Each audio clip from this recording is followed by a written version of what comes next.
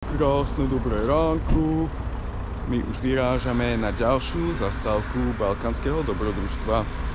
Momentálne ideme do Bulharska. No a čo sa týka akože Severného Macedónska, tak za mňa akože fakt, že topka. Fakt som si to užil a za mňa lepšie ako Belehrad. A hlavne je toto extrémne lacné. Aj tí ľudia vypadali byť v pohode všetci. Bolo to fakt, že safe. Som zvedavý teraz na Bulharsko, aké bude, lebo ideme do Bulharska, do Sofie, do hlavného mesta. Takže na to som zvedavý, že aké budú ceny tam. Tam už by to malo byť trošku podobné našim cenám, tak som na to dosť akože zvedavý.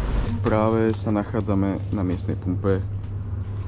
Ideme kúpiť túto G12, lebo už nám dochádza. A takto nejako vypadajú pumpy v Macedónsku ešte. Toto napríklad sme skúšali včera, to sme kupovali ešte v Belehrade. Že nebolo to až tak dobré. Tunák sú hranice Macedónska, tunák sú hranice Bulharska a tunák není nič. Tunák sme my. Tunák Mirka už pije, Radka pije, Áďo stresuje a nám do piče syčí auto. Akože už nám nesyčí, ale syčalo nám odtiaľto. Že extrémne nám syčalo odtiaľto. A vlastne ešte toto, neviem či to vidíte, táto kvapalina, tak to je úplne minuse. To tam musíme doliadať, len čakáme, kým to trochu vychladne. A akože fakt som nečakal, že sa nám niečo takéto stane, boha. Takže dúfam, že to bude v pohode, no. 11 minút odtiaľto je servis, takže musíme sa nejako tam dostať, len musíme ešte prejsť cez bulharské hranice do Riči, takže hádam sa nám to podarí. Updateík, sme niekde v nejakom miestnom servise.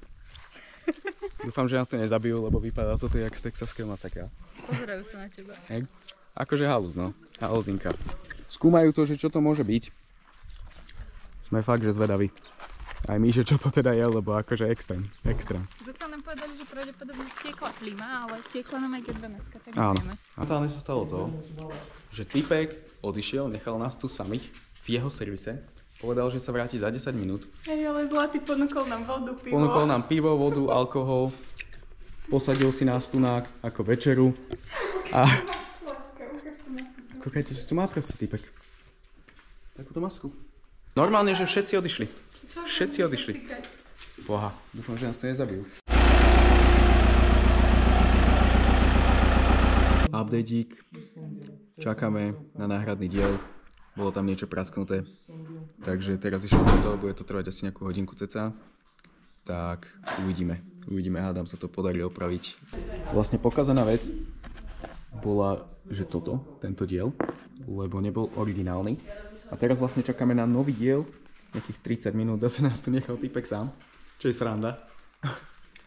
A hádam sa, dostaneme odtiaľto. Čo? Zatiaľ, čo nám opravujú auto, tak nás aj takto pohostili. Dostali sme takýto sirup, fakt, že mega dobrý, bázový. A ešte sme dostali aj takéto niečo, koláčik.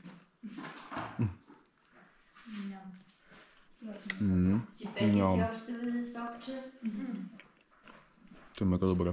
Updateík, akurát sme zaparkovali konečne v Bulharsku, v Sofii. Cesta bola zaujímavá.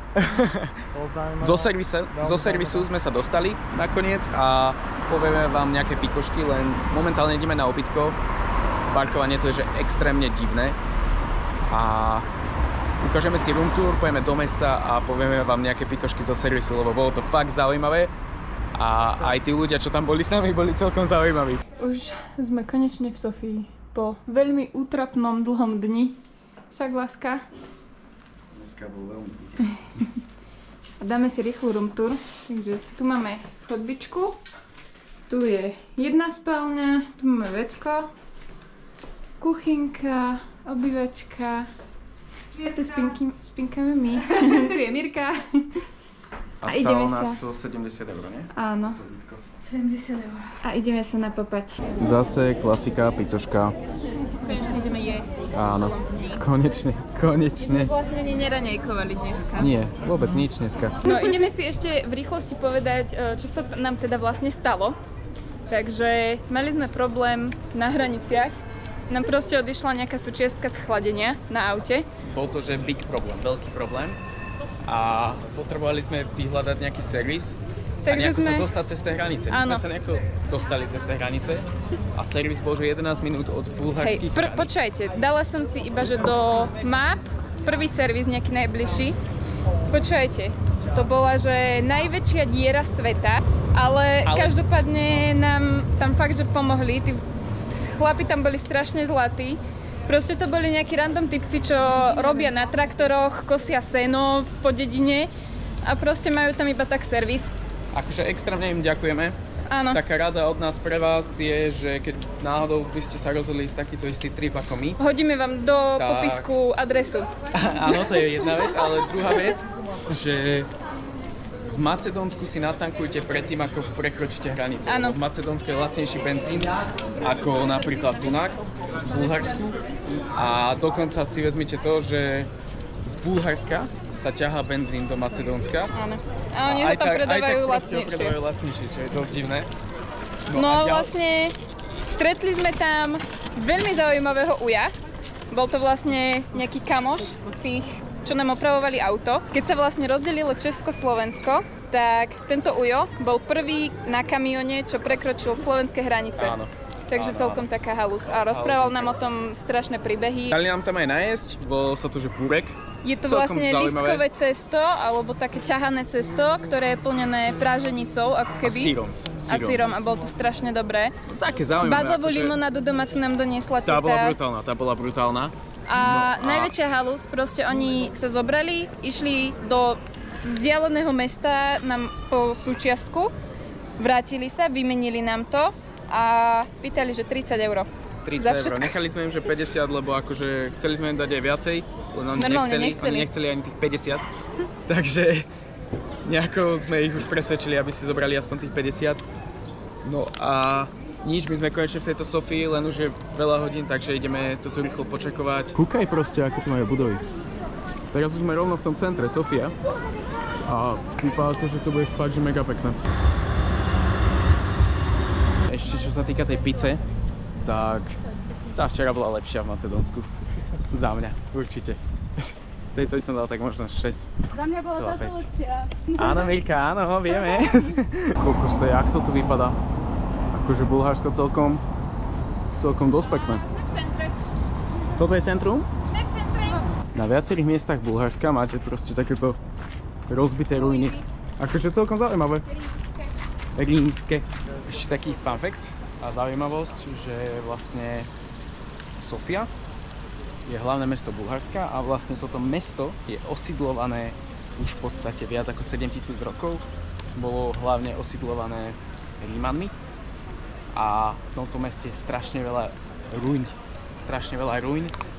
a v podstate Sofia sa u nich rovná, že múdrosť, čo je tiež taký zaujímavý faktík. Pomenujeme naše dieťa Sofia? To asi nie, lebo naše dieťa bude tak či tak múdre, aj keď mu dáme hociaké meno. Aha, ide lietadlo. No. Lietadielko do nás zakúka. Rainer! To je Rainer! Tunak máte, že ďalšie podzemné ruiny, akože... Ale sranda, že ako to vlastne zachovali a postavili vlastne tu, neviem čo to je, stanice, čiže do toho. No, akože takýchto ruín je v tomto meste, že extrémne veľa. Teraz sme pri nejakom chráme a tu úplne spravili nejaké pódium, lebo tu má byť nejaká veľká operná akcia. Ako je na tú budovu?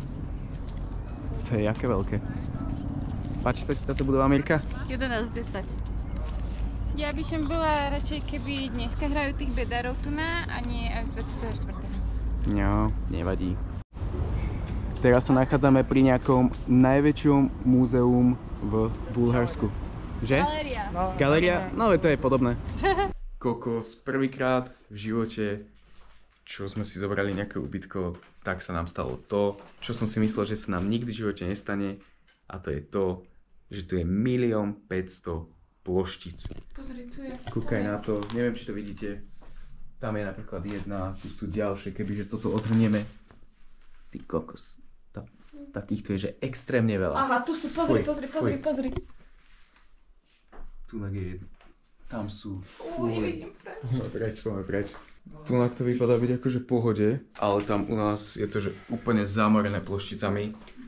Toto ubytko vám teda akože fakt, že neodporúčame. Bolo najdrahšie z celého tohto balkánskeho tripu, máte ho v popise. Nechoďte sem. A naozaj asi by som zvážil, že či tu pôjdete, lebo toto je Kentus.